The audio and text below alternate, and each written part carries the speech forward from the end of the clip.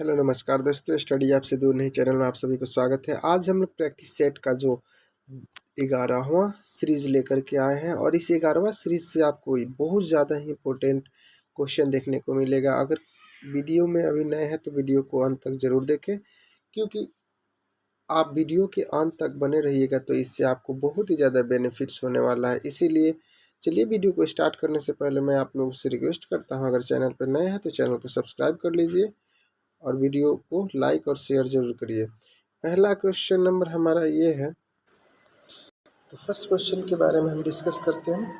इसमें question number first हमारा कह रहा है, निम्नलिखित में से कौन सा रबड़ का वल्गनाइजेशन में प्रयोग किया जाता है। यानी रबड़ का जो वल्गनाइजेशन किया जाता है उसमें किसका प्रयोग किया जाता है। तो ये आपका सल्फर हो जाता है, जिससे वो रबड़ को कठोर प्रदान करने में हेल्प करता है।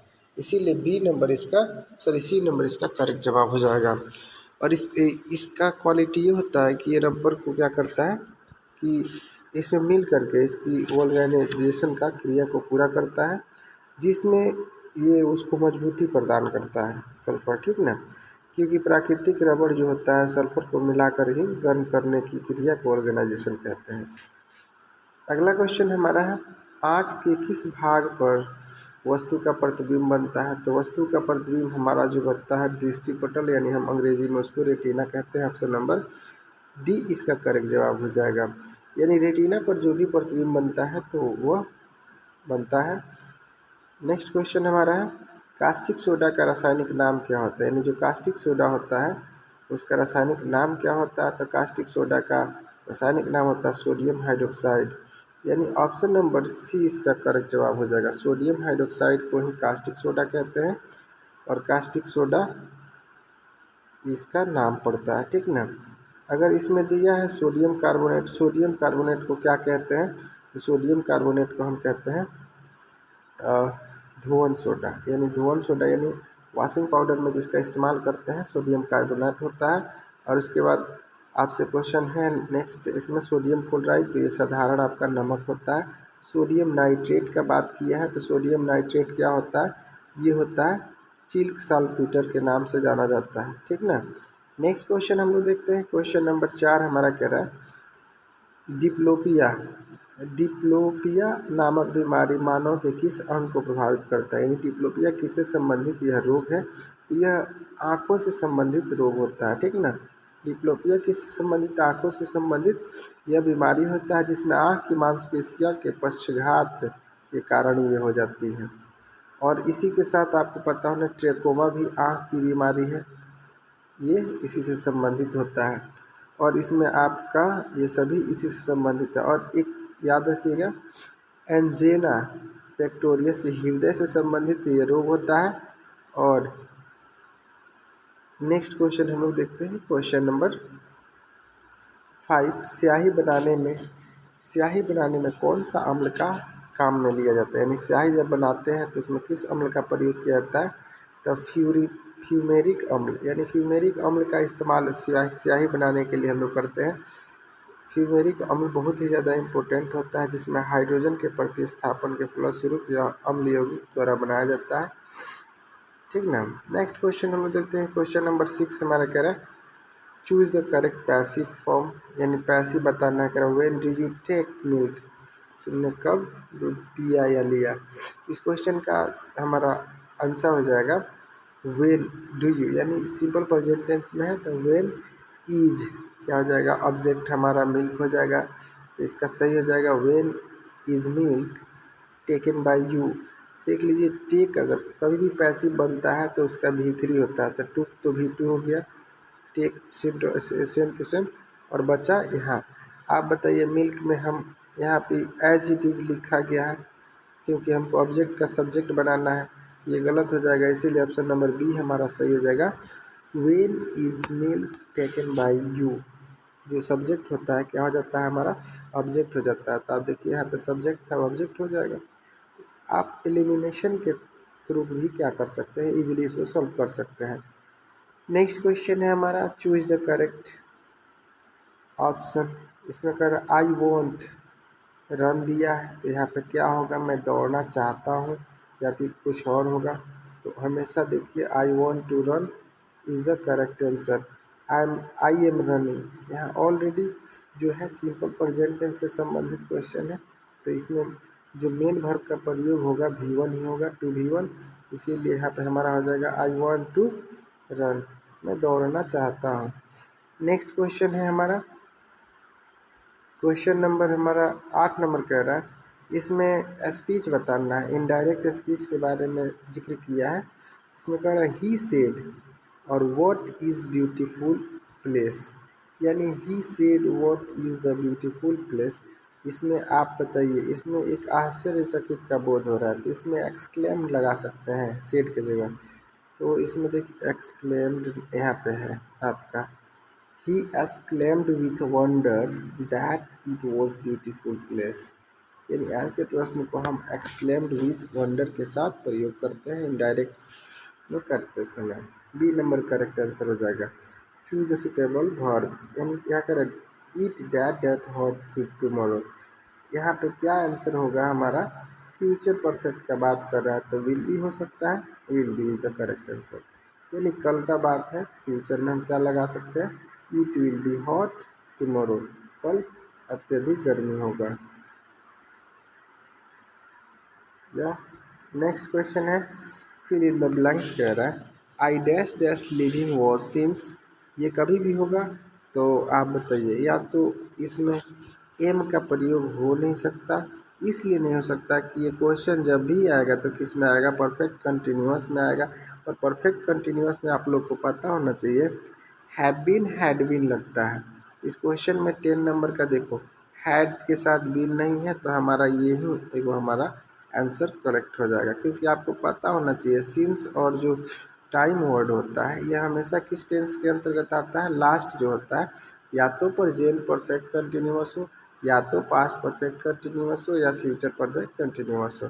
तो अब बताइए है प्रेजेंट परफेक्ट कंटिन्यूअस का जिक्र हम को लेकर के यहाँ चलना है, इसीलिए आप लोग को ये सभी बेहतर नॉलेज होना चाहिए सबके बारे में। अगला क्वेश्चन है, किसी निकाय को एक समान वृत्तीय गति में चलाने में लगने वाला आवश्यक नियत बल को डैश डैश कहा जाता है, यानी किसी वृत्त पथ में अगर नियत बल से कोई चलाया जाता है तो उस अक्सर क्या होता है, अभिकेंद्री बल के अंतर्गत ये सब आते हैं। इस क्वेश्चन का सही जवाब हो जाएगा अभिकेंद्री बल, यानी ऑप्शन नंबर बी है हमारा इसका करेक्ट जवाब हो जाएगा।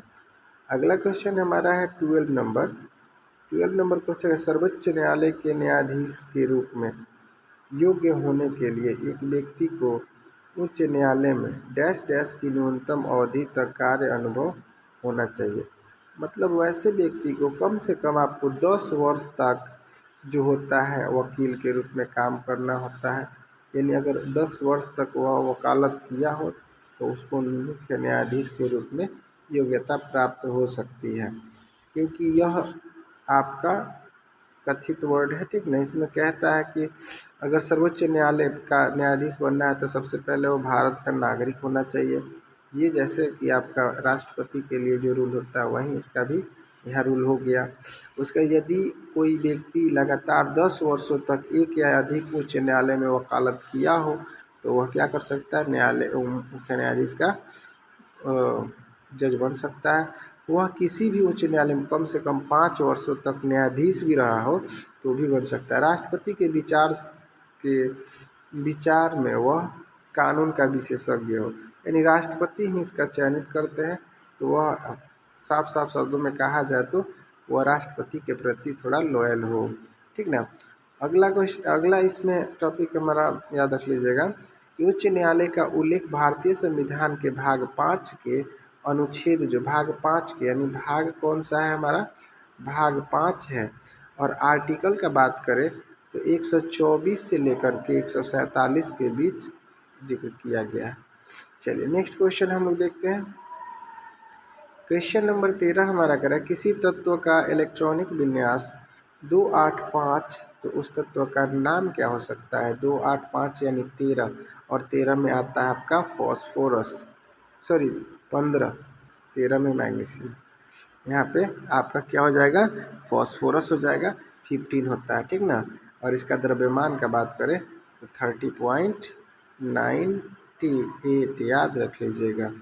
और सफ़ेद फॉस्फोरस बहुत ही ज़्यादा क्रियाशील होता है, इसे ठंडे जल में रखा जाता है।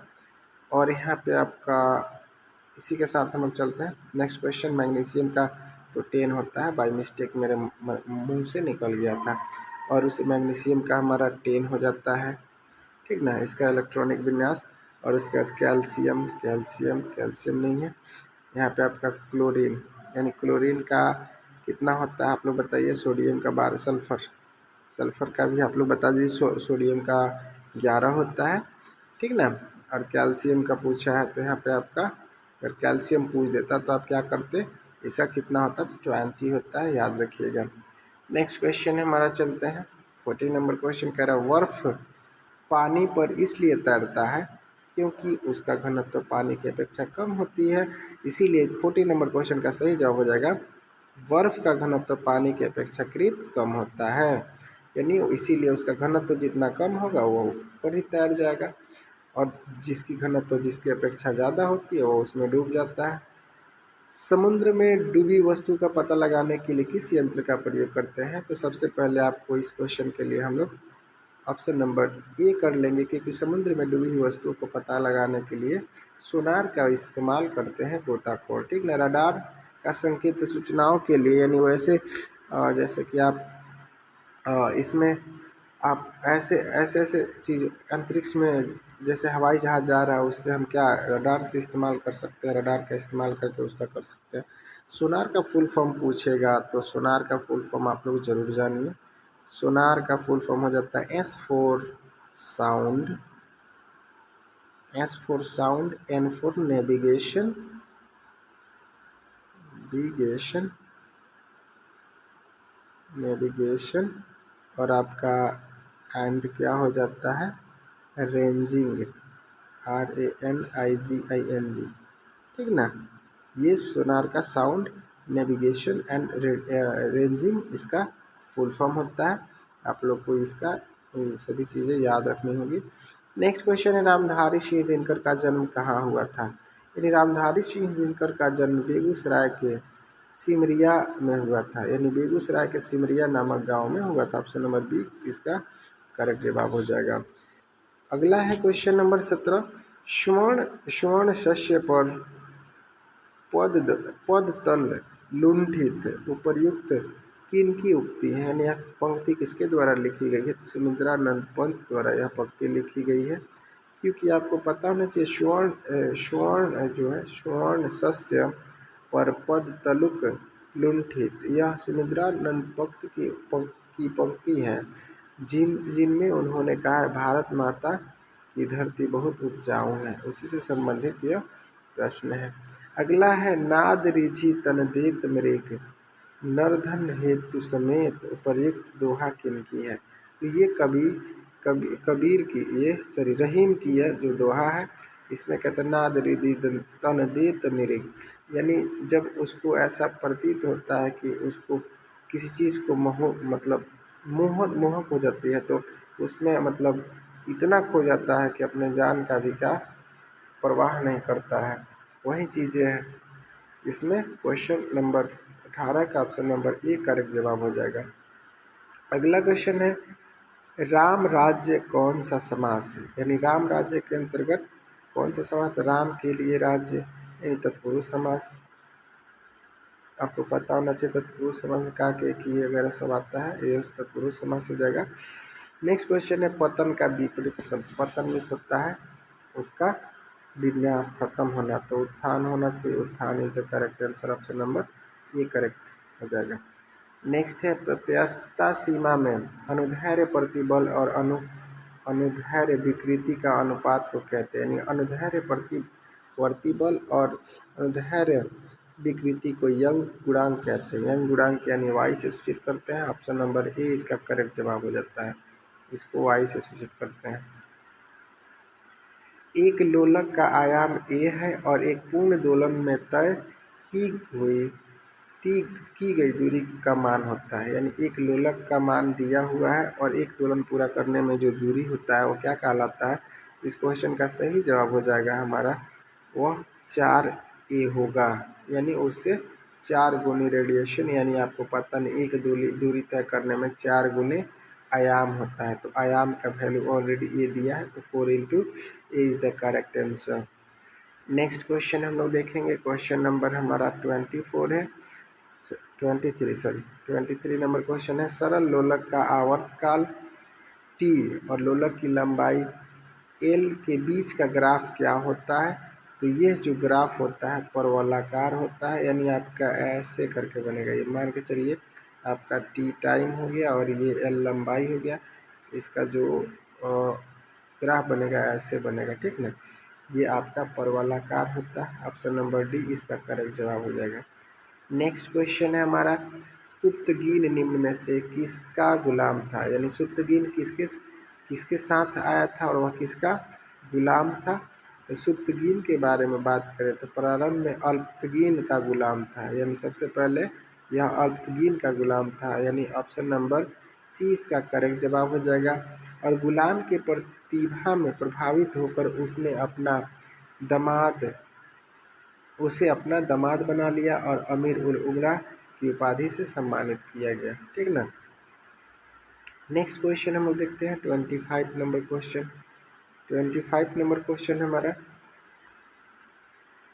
इसमें कह रहा है कि 1 मीटर लंबे लोलक का आवर्तकाल होता है, यानी 1 मीटर अगर कोई लंबा लोलक है तो उसका आवर्तकाल क्या होगा? तो 2 सेकेंड होगा। ऑप्शन नंबर बी करेक्ट हो जाएगा। दंत चिकित्सक दांत के आवर्धित प्रतिबिंब देखने के लिए किस दर्पण का प्रयोग करता है? यानी डॉक्टर दांत का चेकअप करने के लिए किस प्रतिबिंब का प्रयोग करता है, सर किस दर्पण का प्रयोग करता है? तो ये अक्सर वो किसका प्रयोग करेगा? 25 नंबर क्वेश्चन का, सॉरी 26 नंबर क्वेश्चन का सही जवाब आ जाएगा यह सी, यानी अवतल दर्पण का। यानी आपको पता होना चाहिए दांत और गला नाक चेक करने के लिए डॉक्टर अवतल दर्पण का इस्तेमाल करते हैं। आवर्धन प्रतिबिंब देखते हैं यह अवतल दर्पण का ही इस्तेमाल करते हैं। और क्वेश्चन आपसे कुछ और भी पूछ सकता है उत्तल दर्पण का उपयोग। तो उत्तल दर्पण का प्रयोग करते हैं साइड मिरर, यानी जैसे गाड़ी का जो वाहन होता है उसके साइड में लगा हुआ जो मिरर होता है उसमें उत्तल दर्पण होता है। और जो स्ट्रीट लैंप होती है, यानी गलियों में जो लैंप लगी होती है उससे भी इसका इस्तेमाल करते हैं। और अवतल दर्पण का बात करें तो अवतल दर्पण का प्रयोग परावर्तक दूरबीन और गाड़ी का हेडलाइट जो होता है परवलयाकार ऐसे आगे से होता है उसी में प्रयोग करते हैं। सेविंग मिरर में भी करते हैं, जैसे हजामती दर्पण में भी इसका प्रयोग करते हैं, चेहरा वगैरह देखने के लिए भी इसमें प्रयोग करते हैं, ठीक ना। नेक्स्ट क्वेश्चन है हमारा 27 नंबर क्वेश्चन, बल और विस्थापन दोनों सदिश हैं, तो कार्य जो बल और विस्थापन का गुणनफल है वो क्या होता है? तो कार्य का जो बात करें तो यह अदिश हो जाता है, क्योंकि इसका जो परिणाम है और दिशा दोनों अनिश्चित होता है। कार्य होगा या नहीं होगा इसका कोई गारंटी नहीं होता, किस दिशा में होगा इसका कोई मतलब दिशा नहीं होता है, परिणाम नहीं होता है। इसी की वजह से यह क्या हो जाएगा? यानी अदिश हो जाएगा। ऑप्शन नंबर बी करेक्ट जवाब। निम्नलिखित में से कौन अकबर के नवरत्न नहीं थे? यानी अकबर के नवरत्न के से संबंधित जिक्र कर रहा था। अकबर के जो थे नवरत्न थे और उनमें से आपका सभी के बारे में मैं नाम बता रहा हूँ, देख लीजिएगा इसमें कौन इसमें से नहीं थे। इसमें सबसे पहला आप लोग का नाम याद रखिएगा, अकबर के जो नवरत्न थे बीरबल थे, बचपन का नाम जिनका महेशदास था। हकीम हुकाम रसोई प्रधान थे। तानसेन मूल नाम तन्नू राम पांडे। और उसके बाद से देखिए महेशदास आ गया आपका, हकीम हुकाम भी आ गया। उसके बाद से अगला अबुल फजल जो था उनका रचनाकार अकबरनामा लिखा था। टोडरमल था उनका दीवान था। मानसिंह कक्षदारी में राजपूत था फौजदारी के लिए। और अब्दुल रहीम खान ने बैरम खां का पुत्र था। और मुल्ला दो प्याजा अकबर का सलाहकार। और बाकी रहा ये आपका नेक्स्ट आता है ये आपका संरक्षण के रूप में काम करता था बैरम खान इनका। और बैरम खान ईमानदार और इतिहास के बहुत ज़्यादा इनका अथी था, इसीलिए इनका ये नाम आता है। उसके बाद से नेक्स्ट हमारा है कि आपका ये राम तनु पांडे भी इनका दरबारी था, लेकिन बैरम खां जो था इनका बेटा था, ठीक ना, नवरत्न में, लेकिन ये नहीं थे, इसीलिए ऑप्शन नंबर बी इसका गलत जवाब हो जाएगा। गलत पूछा था। कह रहा है व्यक्तिगत व्यक्तिगत अवज्ञ आंदोलन किस तिथि को प्रारंभ हुआ था, यानी व्यक्तिगत आंदोलन जो हुआ था ये भी सत्याग्रह था जो 17 अक्टूबर 1940 को प्रारंभ हुआ था। 17 अक्टूबर 1940 यानी ऑप्शन नंबर डी इसका करेक्ट जवाब हो जाएगा। कांग्रेस के अगस्त प्रस्ताव के विरुद्ध और युद्ध में अपने अलग सिद्ध करने हेतु व्यक्तिगत प्रारंभ किया गया विचारधारा गांधी जी की थी, जो 17 अक्टूबर 1940 को विनोबा भावे ने पहले सत्याग्रही और पंडित जवाहरलाल नेहरू जो थे इसके दूसरे सत्याग्रही थे। और तीसरे का बात करता है तो ब्रह्मदत्त थे, ठीक ना। और इसके बाद हम लोग क्वेश्चन 30 देखते हैं। भारत में जिस राजनीतिक संगठन का स्थापना 1838 ईस्वी में हुई उसका नाम क्या था, तो उसका नाम था Zamindari association. Is the correct answer, यानी ऑप्शन नंबर बी इसका सही जवाब हो जाएगा। अगला क्वेश्चन हम लोग देखते हैं, मैथ्स का क्वेश्चन है। मैथ्स का क्वेश्चन आप लोग आंसर कमेंट में जरूर करिएगा। कॉस थीटा साइन थीटा ये सभी ट्रिग्नोमेट्री का संबंध क्वेश्चन है। ये देखिए आपका इस टाइप का क्वेश्चन आप लोग के एग्ज़ाम में आने देखने को मिलेगा। तो वीडियो लेंथ ना हो जाए और थोड़ा सा छोटा पर्दा है जिसमें बनाने में वीडियो ज़्यादा प्रॉब्लम होगा क्वेश्चन बनाने में, नहीं तो आप लोग के लिए ज़रूर प्रोवाइड करेंगे। अगर आप बना लीजिएगा तो आंसर ज़रूर कमेंट करिएगा, क्योंकि भाई आपका ज़रूर रिप्लाई देगा कि इसका आंसर कौन सा होगा।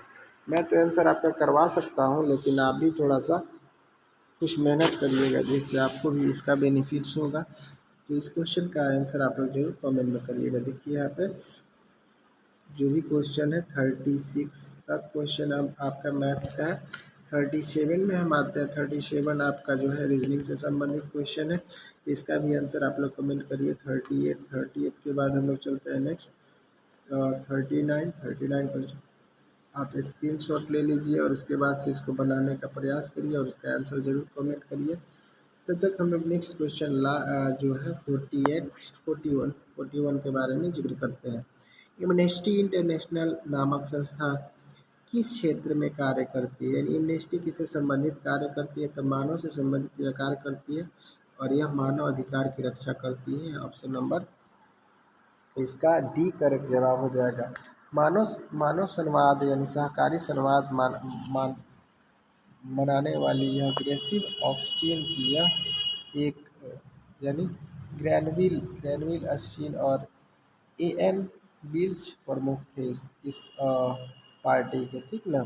और इसमें आपसे क्वेश्चन ऐसे भी पूछ सकता है कि आप इससे क्या समझते हैं, इनका संस्थापक कौन थे, तो आप लोग बता दीजिएगा एन बिल्च, ठीक ना। नेक्स्ट क्वेश्चन है 42 नंबर क्वेश्चन। 42 नंबर क्वेश्चन के बारे में हम लोग देखते हैं। और 42 नंबर क्वेश्चन हमारा है, किस विद्वान ने भारतीय संविधान को सहकारी संवाद का एक उदाहरण कहा है, तो ये हो जाएगा आपका ऑप्शन नंबर डी 42 का Granville Austin is the correct answer.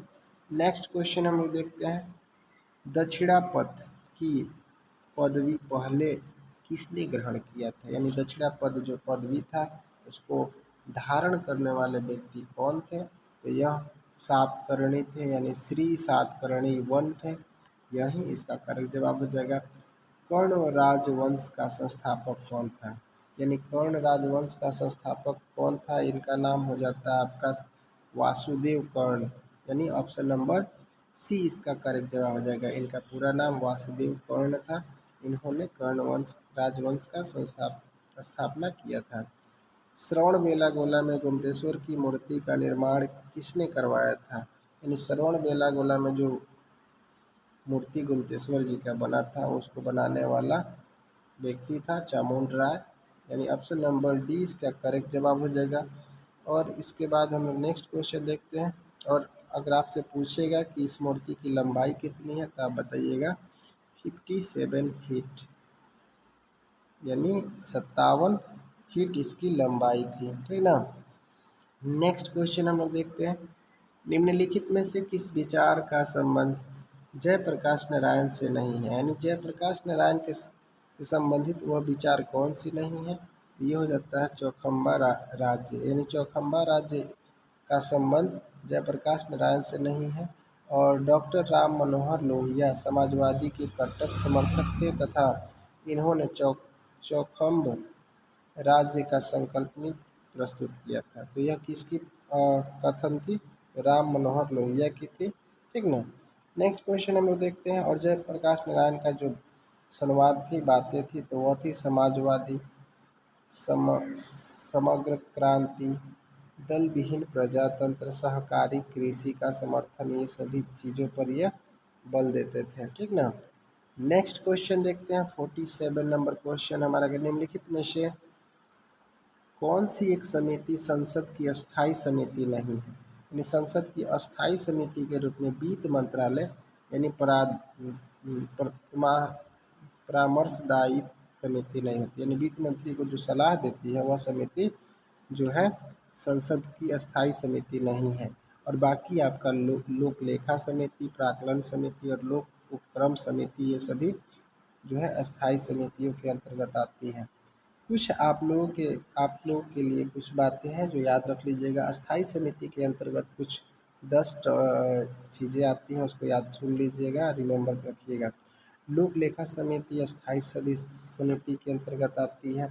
सहकारी उपक्रम समिति होती है, विशेषाधिकार समिति होती है, और सरकारी आवासन समिति भी होती है, याचिका समिति होती है, पुस्तकालय समिति और प्राक्कलन समिति, कार्य मंत्रालय समिति और आचार समिति होता है, अधीनस्थ समितियां, विधायक समिति होती है और महिला सशक्तिकरण समिति। ये सभी जो समितियां होती हैं अस्थायी रूप से होती हैं। ठीक ना।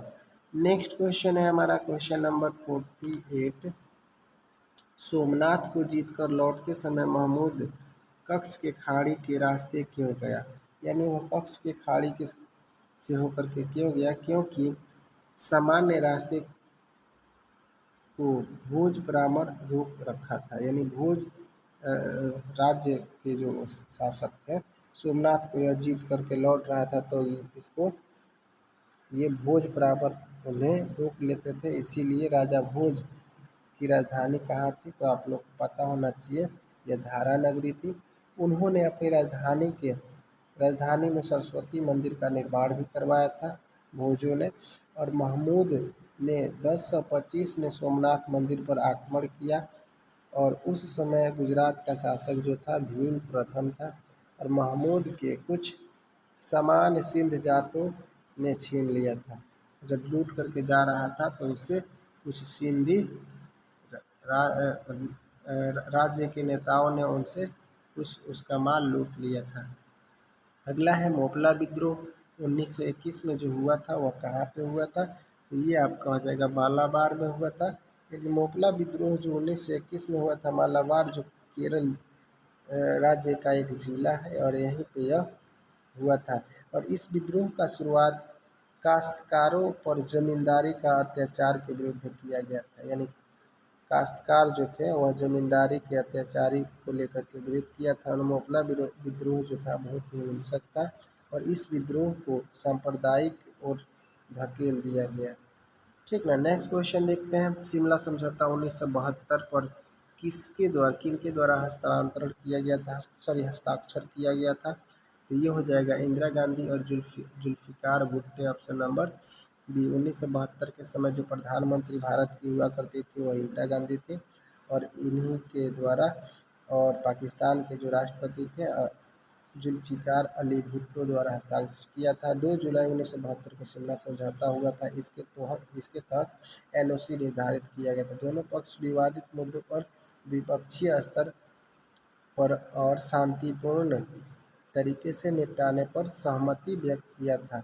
और 3 से 16 दिसंबर 1971 में भारत और पाकिस्तान के बीच बांग्लादेश को लेकर के युद्ध भी हुआ था। और शिमला समझौता 1945 ईस्वी में हुआ था। एक और शिमला सम्मेलन जो हुआ था 1945 में ऑलरेडी हुआ था। यहाँ शिमला समझौता है, और शिमला सम्मेलन की बात करें तो 1945 आप लोग याद रखिएगा। नेक्स्ट क्वेश्चन हमारा है, निम्नलिखित में से किस पहाड़ी पर उष्णकटिबंधीय सदाबहार वन पाए जाते हैं? तो 51 नंबर क्वेश्चन का सही है नीलगिरी पहाड़ियाँ। और नीलगिरी पहाड़ियाँ उष्णकटिबंधीय सदाबहार वन पाई जाती हैं, जिसमें टोडा जनजाति के मुख्य लोग रहते हैं और उनका पेशा जो होता है क्या होता है, तो वो एक पशुपालन जैसे भैंस पालन इत्यादि महत्वपूर्ण काम वह करते हैं। नेक्स्ट क्वेश्चन है, निम्नलिखित में से लैटराइट मिट्टी कहाँ पाई जाती है, यानी लैटराइट मिट्टी कहाँ पाई जाती है, तो सबसे ज़्यादा देख लीजिए तमिलनाडु, उड़ीसा और कर्नाटक, उपर्युक्त सभी में लैटराइट मिट्टियों का भरमार पाया जाता है।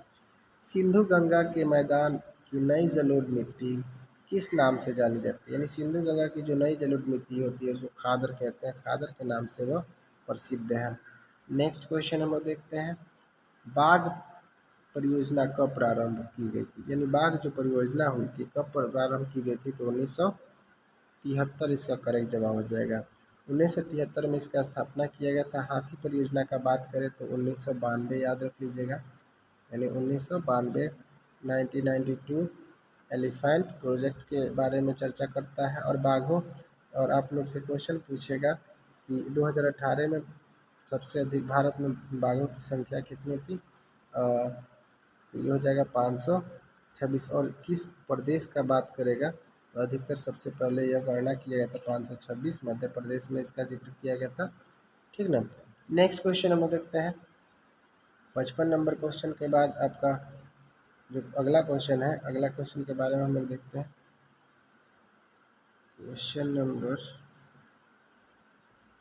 54 के बाद 55, बाघ परियोजना कब लाई गई थी, 1 मिनट, खादर हो गया आपका। 54 नंबर क्वेश्चन का बाघ परियोजना हो गया आपका, बाघ परियोजना कब लाई गई थी, तो यह आपका 1973 हो गया।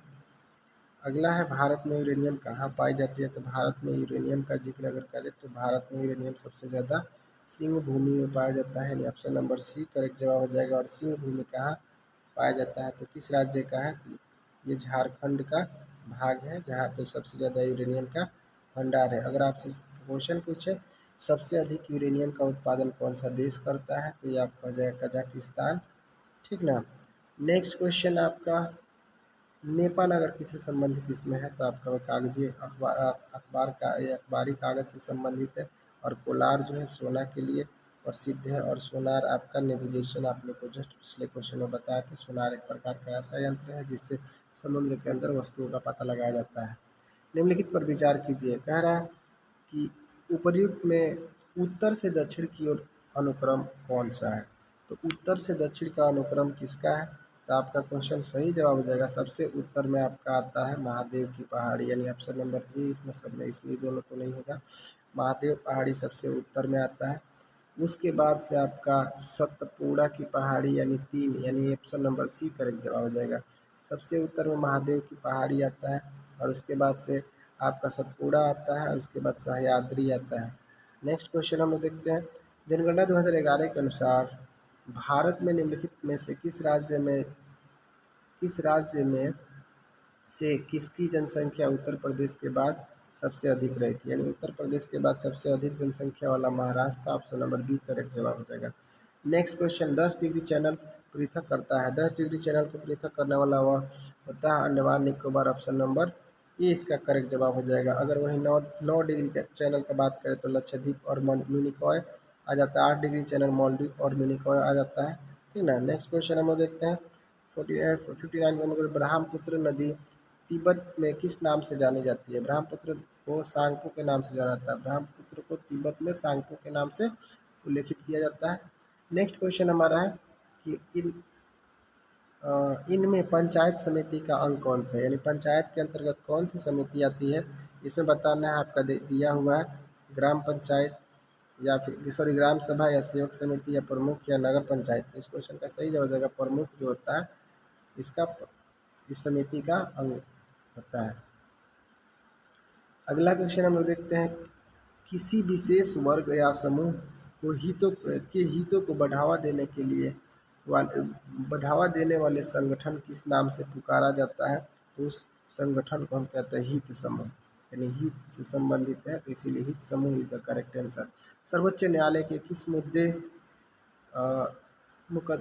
मुकदमे से यह बनाए रखा गया कि प्रस्ताव संविधान का भाग नहीं, प्रस्तावना जो है संविधान का भाग नहीं है, तो ये होता है बेरुआरी मुकदमा, बेरोजगारी मुकदमा के तहत ये किया गया 1960 में सर्वोच्च न्यायालय में निर्णय लिया गया कि प्रस्तावना संविधान का अंग नहीं है।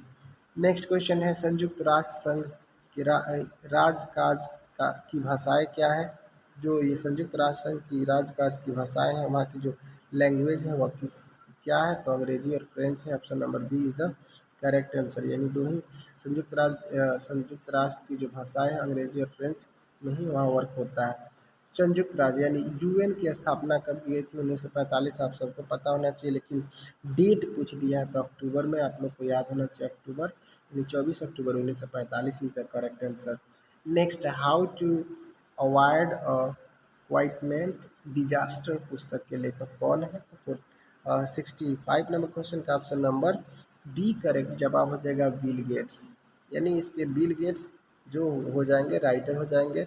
यह पुस्तक 24 जून 2020 के बाद बाजार में उपलब्ध कराई गई थी। जो बिल गेट्स 1975 के माइक्रोसॉफ्ट कांग्रेस का जो कॉरपोरेशन था उसको स्थापना करने के उपलक्ष्य में इन्होंने लिखा था। नेक्स्ट क्वेश्चन है, निम्न में से कौन सा सही कथन है? तो इसमें कौन सा कथन जो है सही है इसको बताना है। इसमें कह रहा है आरबीआई देश का केंद्रीय बैंक है, सही बात है। यहाँ सही नहीं है बात कह रहा है, तो ये सही है तो सही है। आरबीआई की स्थापना 1949 में हुई थी, ये क्वेश्चन आपका गलत हो जाएगा, क्योंकि आरबीआई का स्थापना कब किया गया था? इसका सिफारिश किया गया था 1935 ईस्वी में, इसीलिए इसी के तहत 1 अप्रैल 1935 को इसका स्थापना किया गया था, जो कि गलत बात है। और आरबीआई केंद्रीय और राज्यों का बैंकर होता है, आरबीआई विदेशी विनिमय का माध्यम होता है, सही बात हो जाएगा, यानी ऑप्शन नंबर 20 का गलत हो जाएगा और इस क्वेश्चन का सही जवाब। नेक्स्ट क्वेश्चन, निम्नलिखित में से कौन सा पौधा तनने के माध्यम से प्रजनन करता है? यानी तना के माध्यम से प्रजनन करने वाला पौधा हो जाता है गुलाब, यानी उसके तने को काट करके हम उसको क्या कर देते हैं, जैसे नए पौधे के रूप में वृद्धि करवा सकते हैं। National stock exchange of India का प्रवर्तक कौन माना जाता है? तो ये होता है आपका उपयुक्त सभी हो जाएगा, क्योंकि आईडीबीआई भी होता है और उसके बाद से जीआईसी और एलआईसी और उसके तहत भारतीय स्टेट बैंक, उपयुक्त सभी is the correct answer. Next, इनमें से कौन सबसे लंबी नदी है जिसका उद्गम भारत में हुआ है? भारत में उद्गमित सबसे लंबी नदी जो है आपका ये गंगा हो जाता है, और गंगा सबसे लंबी नदी उद्गम होती है जो भारत के गंगोत्री गोमुख हिमानी से निकलती है, जिसकी लंबाई 2525 मीटर होता है, किलोमीटर होता है, याद रखना चाहिए, ठीक ना ये चीज़ें। और सबसे लंबी का बात करें लेकिन भारत में उद्गम नहीं बताया, तो भारत में उद्गम होने वाली सबसे लंबी नदी, भारत के बाहर से होने वाली सबसे लंबी जो होती है वो ब्रह्मपुत्र होती है, इसीलिए वो भी बात याद रखिएगा। और उसका लंबाई के बारे में आपसे पूछे तो उसका लंबाई होता है 2900 किलोमीटर, यानी 2900 kilometre is the correct answer. Next question हम लोग देखते हैं। क्वेश्चन नंबर हमारा 70 कह रहा है कि CAOS का सूत्र की इकाई क्या होती है? तो इसमें आप लोग को पता होना चाहिए कि कैल्शियम है, ऑक्सीजन है, और कैल्शियम का द्रव्यमान सूत्र 40 होता है और ऑक्सीजन का 16 होता है, दोनों को जोड़िएगा तो 56 is the unit is the unit होता है, ठीक ना, यहाँ ग्राम नहीं करिएगा, यूनिट होता है, unit is the correct answer. Next है धुआं सोडा का रासायनिक नाम क्या होता है, रासायनिक सूत्र क्या होता है? धुआं सोडा का जो रासायनिक सूत्र होता है Na2CO3 × 10H2O is the correct answer. भारतीय रिजर्व बैंक के ओपन मार्केट ऑपरेशन से आशय है, इसका क्या आशय है? तो सी नंबर करेक्ट आंसर हो जाएगा, यानी इस क्वेश्चन का सही जवाब हो जाएगा सिक्योरिटीज़ में व्यापार करना, सिक्योरिटीज़ में व्यापार करना is the correct answer. Next question हमारा देखते हैं, निम्नलिखित में से कौन से बॉन्ड द्वारा भारतीय संस्थान विदेशी बाजार से मुद्रा के बजाय रुपए में पैसा जुटा ले सकता है? इस क्वेश्चन का सही जवाब हो जाएगा यह मसाला बॉन्ड हो जाता है, option number B is the correct answer. Next question हम लोग देखते हैं, क्वेश्चन नंबर हमारा जो दिया हुआ है इसके बारे में जिक्र करेंगे, sorry for the mistake. Question number 74 है हमारा, ग्रैंड स्लैम शब्द डैश डैश से संबंधित, यानी ग्रैंड स्लैम शब्द है, यह किससे संबंधित है? लॉन टेनिस से संबंधित आती है, option number A is the correct answer. Starch में आयोडीन डालने पर उसका रंग डैश डैश पड़ जाता है, किस प्रकार का हो जाता है उसका रंग, तो हो जाता है ये नीला रंग का। Option number A is the correct answer. जो किसी का उपकार न माने उसे क्या कहते हैं, तो 76 नंबर क्वेश्चन का सही जवाब हो जाएगा उसको कृतघ्न कहते हैं। Option number C is the correct answer. Ram खाना खाएगा, इसमें कर्तावाच्य का रूप में है, कर्तावाच्य के रूप में कौन सा है, ये राम के द्वारा जो खाना खाया जाएगा वही कर्तावाच्य के रूप में है। 77 का एक सही जवाब हो जाएगा। कुत्ते ने बिल्ली को मारा, इस वाक्य में बिल्ली को कौन सा कारक कहा जाता है, यानी वह किस के अंतर्गत आएगी, तो यह आ जाएगी कर्म कारक के अंतर्गत। Option number B is the correct answer. Next है, इसमें विशेषण बताना है, यानी इसमें विशेषण कौन सी होती है। 79 क्वेश्चन का सही जवाब हो जाएगा गोल, यानी गोल क्या है, यह एक विशेषता है, विशेषण हो जाएगी। फरवरी 2023 में तुर्की और सीरिया में आए विनाशकारी भूकंप, भारत सरकार ने तुर्की की मदद के लिए कौन सा ऑपरेशन चलाया था। ऐसे ऑपरेशन हमेशा पूछता है, ऑपरेशन 10 दोस्त के नाम से इसको जाना जाता है। सी इज द करेक्ट आंसर। निम्न कण का एक गतिज ऊर्जा के साथ चल रहे हैं, उनमें से सबसे अधिक संवेग किसका होता है। 81 नंबर का सही जवाब हो जाएगा अल्फा कण। Option number D. जंगरोधी इस्पात के निर्माण में इस्पात का मिश्रित्व किसमें होता है, तो 82 नंबर क्वेश्चन का सही जवाब हमारा हो जाएगा ऑप्शन नंबर सी, यानी क्रोमियम निकेल। नेक्स्ट क्वेश्चन है, अम्लीय वर्षा में प्रायः क्या अधिक मात्रा में पाया जाता है, तो 83 नंबर का सही हो जाएगा ऑप्शन नंबर डी, सल्फ्यूरिक पाया जाता है। फ्रियोन का प्रयोग निम्नलिखित में से किस रूप में किया जाता है, तो 84 का सही हो जाएगा आपका प्रशीतक के रूप में। नेक्स्ट क्वेश्चन है, पारिस्थितिकी तंत्र में नाइट्रोजन का परिसंचारण किसके द्वारा होता है, तो 85 नंबर क्वेश्चन का सही जवाब हमारा हो जाएगा ऑप्शन नंबर ए। 85 नंबर का सही जवाब हमारा हो जाएगा ऑप्शन नंबर ए, यह केचुआ के द्वारा होता है।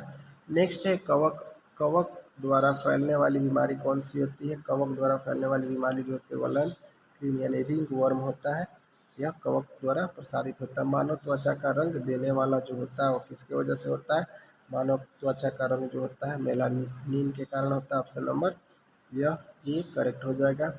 अगला 88 नंबर क्वेश्चन कह रहा है, भुगतान करने के लिए विभिन्न करेंसी के बीच जो दर होता है उसे कहते हैं, विभिन्न जो करेंसियाँ होती है उसके बीच के दर को हम क्या कहते हैं, तो विनिमय दर कहते हैं, यानी अदला बदली का दर कहलाता है। स्थिर विनिमय दरों का निर्धारण कौन करता है, यानी स्थिर विनिमय दरों का निर्धारण यह मुद्रा अधिकारी अर्थात केंद्रीय बैंक द्वारा किया जाता है। नेक्स्ट है, बजट सरकार में आय व्यय का आर्थिक कथन होता है जिसे पेश करते हैं, क्या पेश करते हैं, तो ये हो जाएगा आपका वित्त मंत्री द्वारा पेश करते हैं। Option number A is the correct answer. Bharat के 14 प्रमुख व्यवसायी बैंकों का राष्ट्रीयकरण किया गया था। ये 14 राष्ट्रीय जो बैंक थे उनका राष्ट्रीयकरण कब किया गया था, तो ये इसका सही जवाब हो जाएगा जुलाई 1969। जुलाई 1969 में 14 बैंकों का राष्ट्रीयकरण किया गया था और उसके बाद से 6 बैंकों का राष्ट्रीयकरण 1980 में किया गया था। ये क्वेश्चन आप लोग को याद होना चाहिए। एंजाइम मूल्य रूप से क्या होते हैं, मूल्यतः एंजाइम क्या होते हैं, तो ये होते हैं आपका protein. Option number A is the correct answer.